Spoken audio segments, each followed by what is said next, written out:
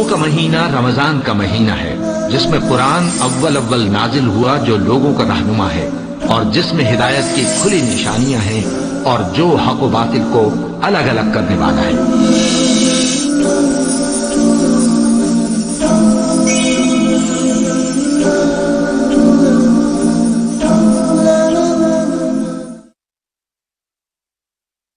الحمدللہ کفا وسلام علی عبادہ الذین اصطفی، اما بعد۔ محترم ناظرین، پروگرام فضائل رمضان کی اس نشست میں آپ حضرات کا استقبال ہے۔ السلام علیکم ورحمۃ اللہ وبرکاتہ۔ آج کی نشست کا موضوع ہے فتاوی رمضان، فاسألوا اہل الذکر ان کنتم لا تعلمون، رب اشرح لی صدری ویسر لی امری واحلل عقدۃ من لسانی یفقہوا قولی، رب زدنی علما سبحانک لا علم لنا الا ما علمتنا انک انت العلیم الحکیم۔ اعوذ باللہ من الشیطان الرجیم، بسم اللہ الرحمن الرحیم۔ تمام قسم کی تعریفات اللہ وحدہ لا شریک، خالق کائنات، مالک ارض و سما اور مدبر ان سجاں کے لیے ہیں۔ اس کے بعد بے شمار درود و سلام نازل ہو جناب محمد الرسول اللہ صلی اللہ علیہ وسلم پر کہ اللہ رب العالمین نے انہیں رحمت للعالمین بنا کر بھیجا۔ اللہم صلی علی محمد وعلی آل محمد کما صلیت علی ابراہیم وعلی آل ابراہیم انک حمید مجید، اللہم بارک علی محمد وعلی آل محمد کما بارکت علی ابراہیم وعلی آل ابراہیم انک حمید مجید۔ فتاوی رمضان جو آج کا موضوع ہے، رمضان کے چند مسائل کو سوال و جواب کے طریقے سے آپ کے سامنے پیش کرنے کی کوشش کر رہا ہوں۔ وہ اس وجہ سے کہ بہت سارے لوگ ایسے ہوں گے جن کو جس مسئلے کی ضرورت رہی ہوگی اور وہ پروگرام گزر گیا ہوگا، تو میں نے یہ مناسب سمجھا کہ رمضان کے چند مسائل کو سوال و جواب کے طریقے سے پیش کیا جائے۔ ہم اور آپ اچھے طریقے سے جانتے ہیں کہ اسلام کا ایک اہم رکن روزہ ہے، اور جب رمضان کا مہینہ آتا ہے تو بہت سارے لوگ نیکی کی طرف چلے آتے ہیں، ہر طرف نیکی کا دورہ ہوتا ہے۔ بہت سارے لوگ جو بگڑے ہوئے تھے وہ سدھرنے لگتے ہیں، تو نیکی کا ماحول پیدا ہو جاتا ہے۔ میں نے جو آیت آپ کے سامنے پڑھی ہے، اس آیت کا ترجمہ یہی ہے کہ اگر لوگوں کو مسئلے مسائل نہ معلوم ہو تو پوچھنے میں جن کے پاس علم ہے کوئی حرج کی بات نہیں ہے۔ اللہ نے کہا سورہ نحل سورہ نمبر 16 آیت نمبر 43، سورہ انبیاء سورہ نمبر 21 آیت نمبر 7، فاسألوا اہل الذکر ان کنتم لا تعلمون۔ ایک اہم سوال ہے، رمضان کے مہینے کی فضیلت کیا ہے؟ ہم اور آپ تو جانتے ہیں کہ رمضان کا مہینہ وہ اہم مہینہ ہے کہ اللہ تعالیٰ نے اس میں قرآن کریم کو اتارا ہے۔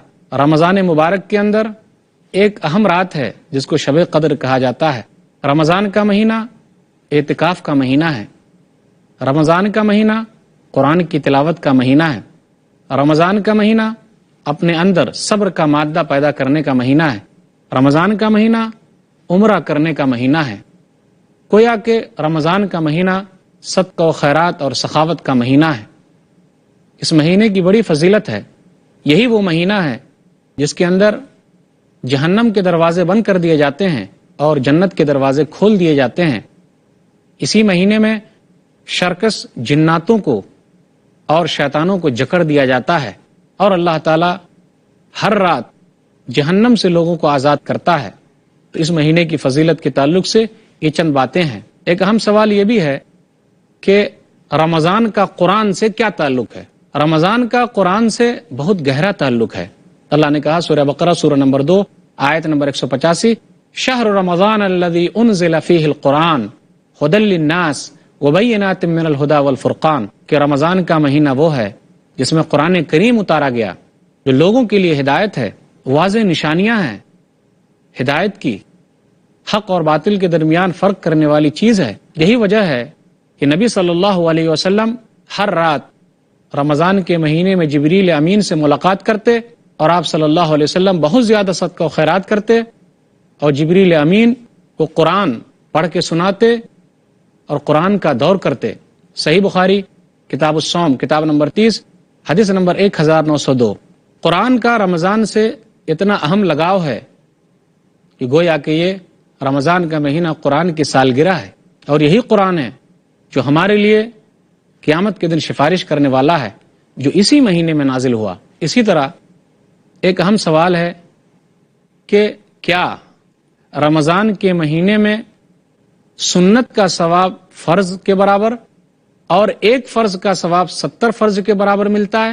یا ایک سوال یہ بھی ہے اس میں کہ پہلا عشرہ رحمت کا، دوسرا عشرہ مغفرت کا اور تیسرا عشرہ جہنم سے آزادی کا ہے؟ یہ ایک سوال ہے۔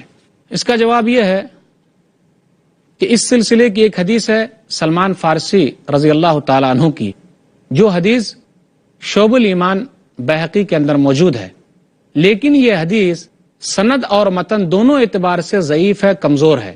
علامہ البانی رحمہ اللہ نے مشکات المصابیح پر حکم لگاتے ہوئے حدیث نمبر 1965 میں کہا اسنادہ ضعیف، کہ اس حدیث کی سند جو ہے وہ کمزور ہے۔ اس حدیث کی سند کیوں کمزور ہے؟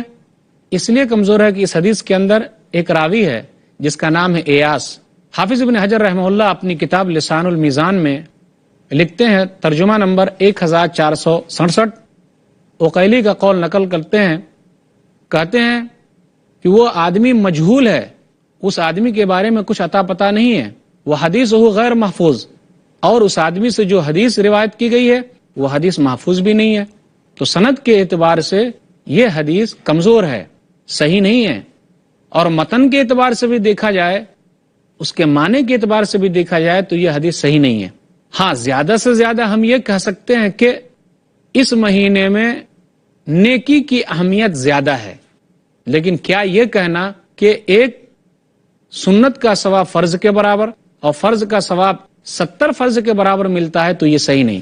زیادہ سے زیادہ یہی کہا جائے گا کہ اس حدیث کا معنی یہ ہے کہ ان دنوں میں نیکی کے کام کرنے کی اہمیت ہے، اس کا مطلب یہ نہیں کہ دوسرے اور دنوں میں نیکی کے کام کرنے کی اہمیت نہیں ہے۔ تو سند اور متن دونوں اعتبار سے یہ حدیث کمزور ہے، صحیح نہیں ہے۔ ہم کیوں تحدید کر رہے ہیں؟ ثواب تو اللہ تعالیٰ بہت زیادہ دینے والا ہے۔ اسی طرح ایک سوال ہے کہ کیا اگر کوئی آدمی ریڈیو کے ذریعے، ٹیلی فون کے ذریعے، ٹی وی کے ذریعے چاند کے بارے میں خبر سنے تو کیا اس کا اعتبار ہوگا؟ اس کا جواب یہ ہے کہ نہ ہم ان چیزوں کو رد کر سکتے ہیں اور نہ مکمل طور پر ان چیزوں پر بھروسہ کر سکتے ہیں۔ چاند کا دیکھنا، روزہ رکھنا، اسی طرح سے عید منانا دینی چیز ہے، تو آدمی کو چاہیے اور دوسرے ذرائع سے اس کی تحقیق کرے۔ جب تک علماء کرام پورے طور پر اس کا اعلان نہیں کر دیتے اس وقت تک ہم اور آپ اس پر یقین نہ کریں، لیکن مکمل طور سے ان چیزوں کو رد بھی نہیں کیا جا سکتا اور مکمل طور سے ان چیزوں پر بھروسہ بھی نہیں کیا جا سکتا۔ اس لیے ضروری ہے کہ ہم دونوں چیز کو لیں، علماء سے رابطہ رکھیں اور پتہ کریں کہ اگر چاند نظر آ گیا ہے تو ہم رمضان کے روزے شروع کر دیں یا پھر عید منانے کی تیاری کریں۔ اسی طرح ایک مسئلہ اور ہے، سوال کی صورت میں بیان کیا جا رہا، وہ یہ کہ رمضان کے چاند کے لیے کتنے لوگوں کی گواہی چاہیے اور عید کے چاند کے لیے کتنے لوگوں کی گواہی چاہیے؟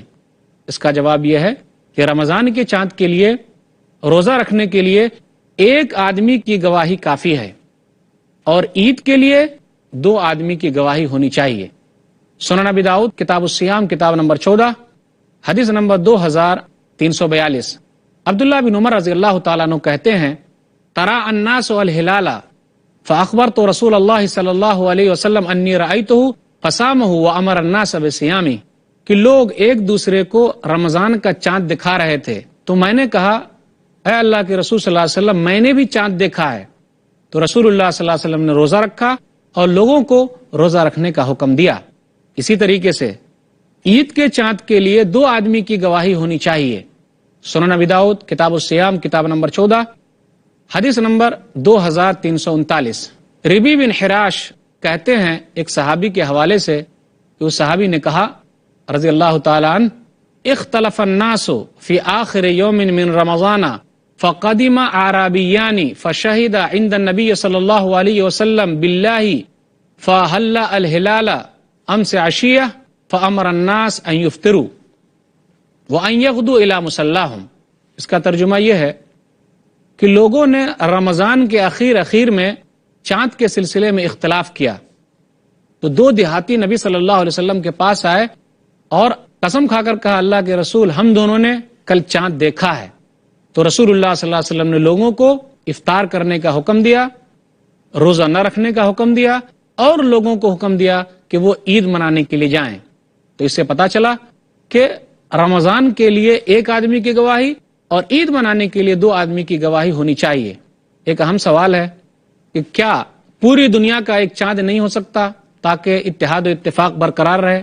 اس کا جواب یہ ہے ایسا نہیں ہو سکتا، اس لیے کہ چاند مختلف جگہوں سے نکلتا ہے، اس کے مطالعے الگ الگ ہیں، اس کی رویت الگ الگ ہے۔ ایک حدیث ہے صحیح مسلم کتاب الصیام کتاب نمبر 13 باب نمبر 5، ام الفضل بنت حارث نے قریب رحمہ اللہ کو بھیجا۔ کہاں بھیجا؟ ملک شام بھیجا، سیریا بھیجا، معاویہ رضی اللہ تعالیٰ عنہ کے پاس۔ جب وہ معاویہ رضی اللہ تعالیٰ عنہ کے پاس پہنچے اور اپنے کام سے فارغ ہو گئے، اسی درمیان میں رمضان کا چاند وہاں نظر آیا، تو لوگوں نے رمضان کے چاند کو جمعہ کے دن دیکھا، معاویہ رضی اللہ تعالیٰ عنہ نے بھی دیکھا۔ جب وہ اس مہینے کے اخیر میں مدینہ پہنچے تو عبداللہ بن عباس رضی اللہ تعالیٰ عنہ نے کہا کہ تم لوگوں نے چاند کب دیکھا؟ تو قریب نے کہا کہ ہم لوگوں نے چاند ملک شام میں سیریا کے اندر جمعہ کے دن دیکھا ہے۔ کہا اور بھی لوگوں نے دیکھا؟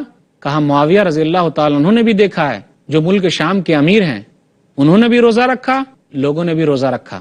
عبداللہ بن عباس رضی اللہ تعالیٰ عنہ نے کہا کہ ہم لوگوں نے چاند سنیچر کے دن، سیٹرڈے کے دن، ہفتے کے دن دیکھا ہے، اس لیے ہم لوگ چاند دیکھ لیں گے یا پھر 30 دن پورا کریں گے۔ تو قریب نے کہا کہ کیا معاویہ رضی اللہ تعالیٰ عنہ کا چاند دیکھنا اور ان کا روزہ رکھنا ہم لوگوں کے لیے دلیل نہیں ہے؟ کیا آپ لوگوں کے لیے دلیل نہیں ہے؟ تو انہوں نے کیا کہا؟ لا ھکذا امرنا رسول اللہ صلی اللہ علیہ وسلم، کہا نہیں، اسی طریقے سے ہم کو رسول اللہ صلی اللہ علیہ وسلم نے حکم دیا ہے کہ چاند کو دیکھنا ہے اور دیکھنے پر ہی روزہ رکھنا ہے یا دیکھنے سے ہی روزہ کو چھوڑ دینا ہے اور عید منانا ہے۔ محترم ناظرین، موضوع فتاوی رمضان، اس پر گفتگو ہوتی رہے گی، انشاءاللہ پھر ملیں گے چھوٹے سے وقفے کے بعد۔ محترم ناظرین، السلام علیکم ورحمۃ اللہ وبرکاتہ۔ دوبارہ آپ کا استقبال ہے پروگرام فضائل رمضان میں۔ موضوع ہے فتاوی رمضان۔ ایک حدیث ہے صحیح مسلم کتاب الصیام کتاب نمبر 13 باب نمبر 5، ام الفضل بنت حارث نے قریب رحمہ اللہ کو بھیجا۔ کہاں بھیجا؟ ملک شام بھیجا، سیریا بھیجا، معاویہ رضی اللہ تعالیٰ عنہ کے پاس۔ جب وہ معاویہ رضی اللہ تعالیٰ عنہ کے پاس پہنچے اور اپنے کام سے فارغ ہو گئے، اسی درمیان میں رمضان کا چاند وہاں نظر آیا، تو لوگوں نے رمضان کے چاند کو جمعہ کے دن دیکھا، معاویہ رضی اللہ تعالیٰ عنہ نے بھی دیکھا۔ جب وہ اس مہینے کے اخیر میں مدینہ پہنچے تو عبداللہ بن عباس رضی اللہ تعالیٰ عنہ نے کہا کہ تم لوگوں نے چاند کب دیکھا؟ تو قریب نے کہا کہ ہم لوگوں نے چاند ملک شام میں سیریا کے اندر جمعہ کے دن دیکھا ہے۔ کہا اور بھی لوگوں نے دیکھا؟ کہا معاویہ رضی اللہ تعالیٰ عنہ نے بھی دیکھا ہے، جو ملک شام کے امیر ہیں، انہوں نے بھی روزہ رکھا، لوگوں نے بھی روزہ رکھا۔ عبداللہ بن عباس رضی اللہ تعالیٰ عنہ نے کہا کہ ہم لوگوں نے چاند سنیچر کے دن، سیٹرڈے کے دن، ہفتے کے دن دیکھا ہے، اس لیے ہم لوگ چاند دیکھ لیں گے یا پھر 30 دن پورا کریں گے۔ تو قریب نے کہا کہ کیا معاویہ رضی اللہ تعالیٰ عنہ کا چاند دیکھنا اور ان کا روزہ رکھنا ہم لوگوں کے لیے دلیل نہیں ہے؟ کیا آپ لوگوں کے لیے دلیل نہیں ہے؟ تو انہوں نے کیا کہا؟ لا ھکذا امرنا رسول اللہ صلی اللہ علیہ وسلم، کہا نہیں، اسی طریقے سے ہم کو رسول اللہ صلی اللہ علیہ وسلم نے حکم دیا ہے کہ چاند کو دیکھنا ہے اور دیکھنے پر ہی روزہ رکھنا ہے یا دیکھنے سے ہی روزہ کو چھوڑ دینا ہے اور عید منانا ہے۔ اسی طرح ایک اہم سوال ہے، بہت سارے ملک ایسے ہیں جہاں دن 20 گھنٹے کا ہوتا ہے، 18 گھنٹے کا ہوتا ہے اور رات بالکل چھوٹی ہوتی ہے۔ کبھی کبھی ایسا بھی ہوتا ہے کہ رات لمبی ہوتی ہے اور دن چھوٹا ہوتا ہے، اور کبھی کبھی ایسا بھی ہوتا ہے کہ بہت ساری جگہوں پر 6 مہینے تک دن ہی دن ہے اور بہت ساری جگہوں پر 6 مہینے تک رات ہی رات ہے۔ تو ایسے لوگ کیسے روزہ رکھیں گے؟ ایسے لوگ کیسے نماز ادا کریں گے؟ یہ ایک اہم سوال ہے۔ اس کا جواب یہ ہے کہ جس ملک کے اندر 24 گھنٹے دن اور رات ملا کر ہوتے ہیں، چاہے دن 18 گھنٹے کا ہو یا 20 گھنٹے کا ہو، وہاں کے لوگوں کو 18 اور 20 گھنٹہ دن میں روزہ رکھنا ہے، جہاں 24 گھنٹے کا دن اور رات ہے۔ اسی طریقے سے جہاں 6 مہینے رات ہے اور 6 مہینے دن ہے، جیسے گرین لینڈ وغیرہ ہے، تو وہاں کے لوگ قریبی ملک کے اعتبار سے نماز پڑھیں گے، روزہ رکھیں گے، سحری کریں گے اور افطار کریں گے۔ دلیل کیا ہے؟ صحیح مسلم کتاب الفتن کتاب نمبر 52 باب نمبر 20 حدیث نمبر 2938 کہ نبی صلی اللہ علیہ وسلم نے ارشاد فرمایا کہ دجال دنیا کے اندر 40 دن رہے گا. نبی صلی اللہ علیہ وسلم نے کہا یومن کسنتن و یومن کشہرن و یومن کجمعتن وسائر ایامہ کایامکم. دجال جو ہے وہ زمین پر 40 دن رہے گا. ایک دن 1 سال کے برابر، ایک دن 1 مہینے کے برابر، اور ایک دن 1 ہفتے کے برابر ہوگا، اور تمام ایام جو ہے تمام دن تمہارے دن کی طرح ہوگا. ایک صحابی نکال یا رسول اللہ ھذا الیوم الذی کسنۃ اتکفینا فیہ صلاۃ یوم. اللہ کے رسول یہ بتلائیے کہ جو ایک دن 1 سال کے برابر ہوگا، کیا ایک دن کی نماز پڑھنا کافی ہے؟ تو اللہ کے رسول صلی اللہ علیہ وسلم نے کیا کہا؟ لا اقدروا لہ قدرہ، نہیں بلکہ اس کا اندازہ کر کے نماز پڑھو. تو ایسے لوگوں کے لیے جہاں 6 مہینے رات ہے، 6 مہینے دن ہے، تو وہ لوگ سحری اور افطاری اور نماز اپنے قریبی ملک کے حساب سے کریں گے اور اس دن کا اندازہ لگا کر ایسا کام کریں گے. اسی طرح ایک اہم سوال یہ ہے کہ بہت سارے غیر مسلم حضرات رمضان کے مہینے میں روزہ رکھتے ہیں اور کئی سال سے روزہ رکھ رہے ہیں. بہت ساری عورتیں مسلمان نہیں ہیں لیکن روزہ رکھتی ہیں، بہت سارے مرد روزہ رکھتے ہیں. آخر کیا ان کو بھی ثواب ملے گا؟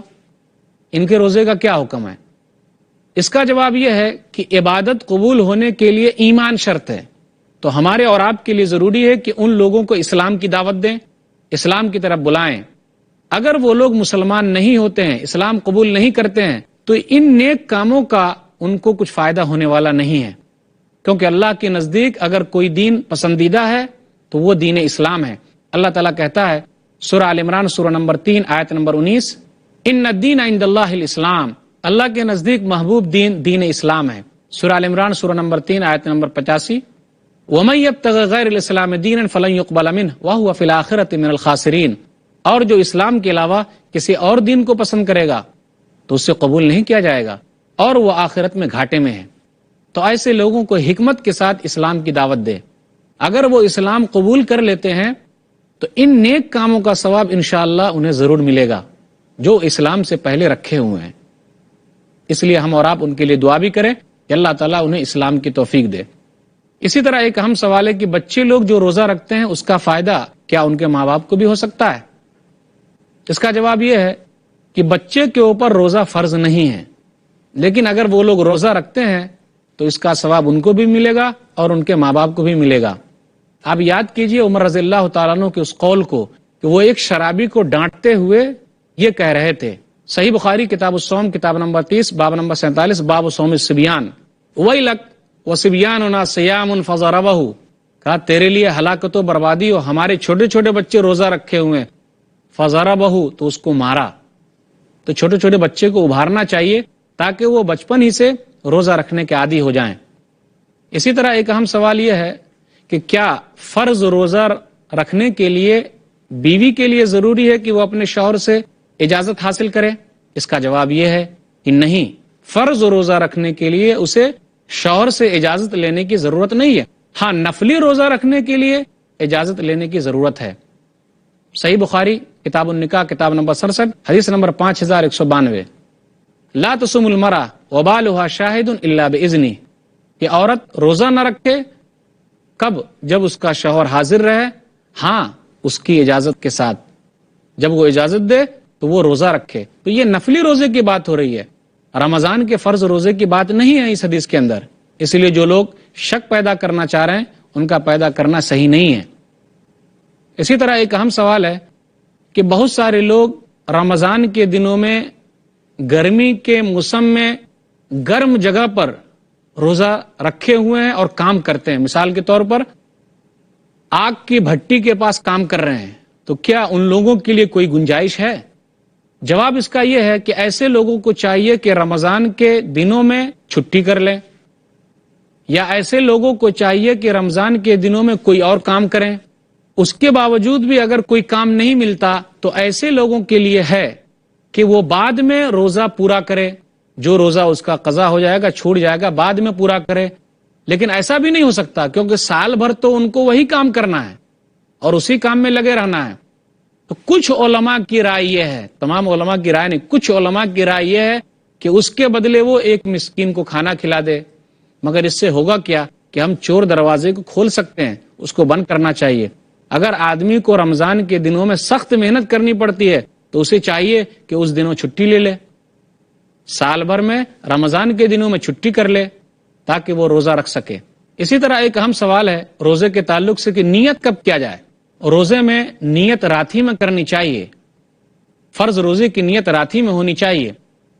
سنن ترمذی کتاب الصوم کتاب نمبر 6 حدیث نمبر 730، من لم یجمع الصیام قبل الفجر فلا صیام لہ، جس نے رات میں روزے کی نیت نہیں کی تو اس کا روزہ نہیں ہوگا، یا آدمی رمضان کے شروع ہی میں پورے روزے کی نیت کر لے۔ اسی طرح ایک اہم سوال ہے کہ افطاری جلدی کی جائے یا لیٹ کی جائے۔ افطاری جلدی کرنا بہتر ہے، فائدے کی چیز ہے۔ نبی صلی اللہ علیہ وسلم نے ارشاد فرمایا، صحیح مسلم کتاب الصیام کتاب نمبر 13 حدیث نمبر 1098، لا یزال الناس بخیر ما عجلوا الفطر، لوگ ہمیشہ بھلائی میں رہیں گے جب تک وہ جلدی افطار کریں گے۔ ایک اہم سوال یہ ہے کہ لوگ رمضان کے روزے سے بچنے کے لیے سفر پہ چلے جاتے ہیں، اکثر ایسے مالدار لوگ کرتے ہیں۔ اگر وہ لوگ اس نیت سے سفر کر رہے ہیں تو ان کا اس نیت سے سفر کرنا صحیح نہیں ہے، لیکن اگر وہ واقعی صحیح سفر پہ جا رہے ہیں تو کوئی حرج کی بات نہیں، اللہ تعالیٰ نے ان کو چھوٹ دیا ہے کہ وہ بعد میں روزے پورا کرے، جیسے سورہ بقرہ سورہ نمبر 2 آیت نمبر 184 اور آیت نمبر 185، فمن کان منکم مریضا او علی سفر فعدۃ من ایام اخر ومن کان مریضا او علی سفر فعدۃ من ایام اخر، اگر کوئی بیمار ہے اور کوئی مسافر ہے تو اس کے لیے رخصت ہے کہ بعد میں روزہ پورا کرے۔ اسی طرح ایک اہم سوال یہ ہے کہ افطار پارٹی کا کیا حکم ہے۔ جو سیاسی پارٹیاں افطار پارٹی کرتی ہیں اور لوگوں کو افطاری کی دعوت دیتی ہیں تو کیا اس میں شریک ہونا چاہیے یا نہیں ہونا چاہیے؟ اگر وہاں حرام کام نہ ہوتا ہو، اسلام کا یا اس کے دوسرے اور چیزوں کا ارکان کا مذاق نہ اڑایا جاتا ہو تو وہاں جانا بہتر ہے، تاکہ ہم اسلام کی حقانیت ان تک واضح کر سکیں اور اسلام کے بارے میں ان کو بتا سکیں۔ لیکن بہت ساری جگہوں پر کیا ہوتا ہے کہ لوگ ٹوپی پہننے اور پہنانے ہی میں لگے رہتے ہیں تاکہ وہ اخبار کی زینت بنے، اور بہت سارے لوگ افطاری پہلے ہی شروع کر دیتے ہیں کیونکہ وہاں غیر مسلموں کو دعوت دی گئی ہے اور جو لوگ روزہ نہیں رکھے ہیں ان کو دعوت دی گئی ہے۔ اس لیے اگر اسلام کا مذاق اڑایا جاتا ہو تو ایسی جگہ پہ نہیں جانا چاہیے۔ تو یہ چند سوالات تھے جو میں نے جوابات کے ساتھ آپ کے سامنے اللہ کی توفیق سے رکھا ہے۔ اللہ تعالیٰ سے دعا ہے کہ اللہ تعالیٰ ہم لوگوں کو کتاب و سنت پر چلنے کی توفیق دے، آمین۔ وآخر دعوانا الحمدللہ رب العالمین وصلی اللہ علی نبینا محمد وآلہ وصحبہ اجمعین، والسلام علیکم ورحمۃ اللہ وبرکاتہ۔